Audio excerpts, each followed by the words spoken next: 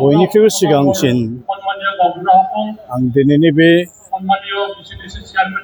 बड'लेण्ड सुबुं सोमावसारनायनि सेथि मुंख्लं जोहोलाव सुजित नार्जारिनि मुंख्लं सानखौ दिनै गावनिनो असे गामिनि सेराव थानाय जायगायाव सुजित नार्जारिनि बेसेबांबा गिदिर जारिमिनारि मुसुखा गायसंनानै दिनैनि मुंख्लं सानखौ फालिनायाव आंबो फैनो हानानै गोसोआव जोबोद गोजोननायबो मोनदों आरो दुखुबो मोनदों। दिनैनि बे गोथार साना बर' हारिनि थाखाय मोनसे जारिमिनारि मोनसे सान,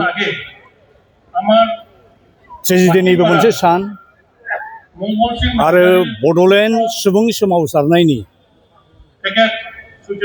गोलाव जारिमिननि गेजेराव सिगां खुन्थिया होननानै आं दिनै बुंनो सानो।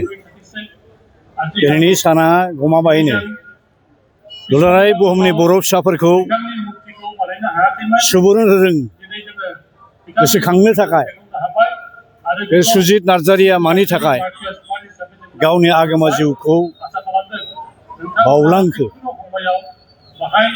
दिनैनि साना आं सानो बुहुमनि बर' फिसाफोरखौ गोसोखांहोफिनजानो लुबैदों जे बड'लेण्ड हादोर सोरजिनायनि सोमावसारनायाव 5,000सोनिबो बांसिन बर' फिसाफोर मुंख्लं जानानै थांबाय। बिथांमोननि मुंख्लं जालांनायखौ ओरैनो फैमाल थांनोसै नामा? ना बिथांमोना जिखिनि खामानिखौ मावनो हालांजोबासै, बिथांमोननि आद्रा खामानिखौ मावफुंनो थाखाय आथिखालनि गोदान जोलै हान्जा आरो गोथां बर' फिसाफ्रा जुजिफिनगोन ना जुजिफिना बेखौ दिनै गोसोखांहोदों।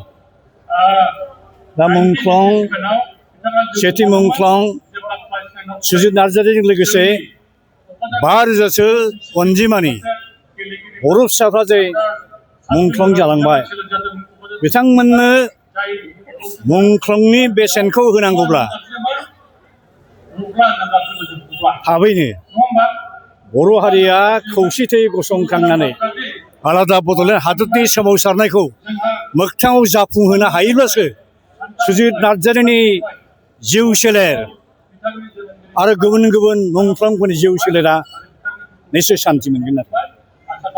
बेखायनो आङो दिनै खावलायनो लुबैदों सुजित नार्जारि बिथांमोननि जे सुप्रिम सेक्रिफाइस बेखौ जाहाथे बर' फिसाफ्रा मोजाङै जाहाथे बुजिनो हाथों, बुजिनो नाजाथों आरो बिथांमोनखौ जों जुदि गोसो गोरबोजों खुलुमथारनोब्ला जोंनि मुंख्लं जोहोलाव बिथांमोना जायनि थाखाय गाव गावनि जिउखौ दान होलांबाय, प्रेक्टिकेलि आलादा बड'लेण्ड हादरखौ सोरजिनायनि सुबुं सोमावसारनायखौ दा बावैनो जुरिफिननांगौ होननानै आं खावलायो। आंनि मेसेजआ बेनो आरो। बे आंनि सासे फरायसामोन। बै समाव आं Kokrajhar government higher secondary and multipurpose स्कुलाव आं फोरोंगिरि हिसाबै खामानि मावदोंमोन। बे समाव सुजित नार्जारि सासे फरायसामोन।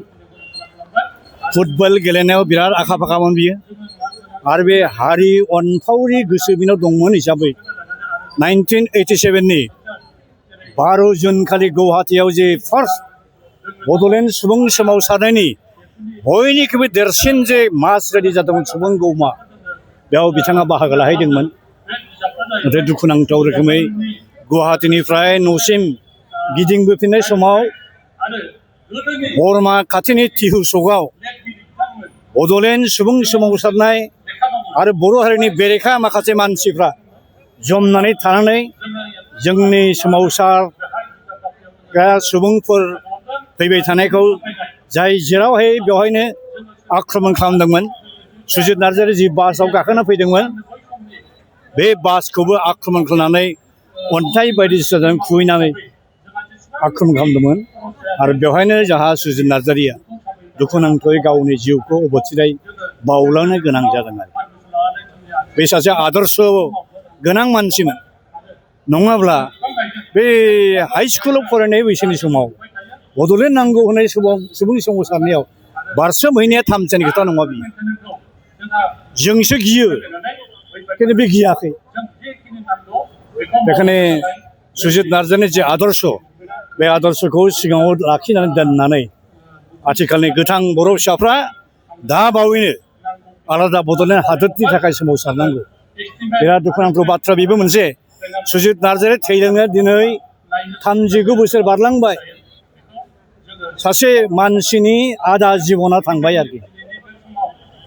आरो जुदि 39 बोसोर बारलांबावोब्ला जोंनि सुबुं सोमावसारनाया बड'लेण्ड हादोरनि थाखाय बावलांबावोब्ला अब्ला मा जाहैगोन बे बर' हारिया बे बुहुमाव हारि हिसाबै थांनानै थानांगौ मस्त' मुस्किल जाबाय बेखायनो आंनि आटमस्ट आपिला बेनो जोंनि बर' फिसाफोरनिसिम जे थाबैनो जयै खौसे गसंख्रांफिननानै गोदान स्पिरिट गोदान साननाय गोदान गोहो बोलोजों आलादा बड'लेण्ड हादोरनि सोमावसारनायखौ जुरिफिननांगौ अब्लासो सुजित नार्जारिमोननि रुंसारि जिउनो जों असे मान सन्मान होनाय जागोन होननानै आं सानो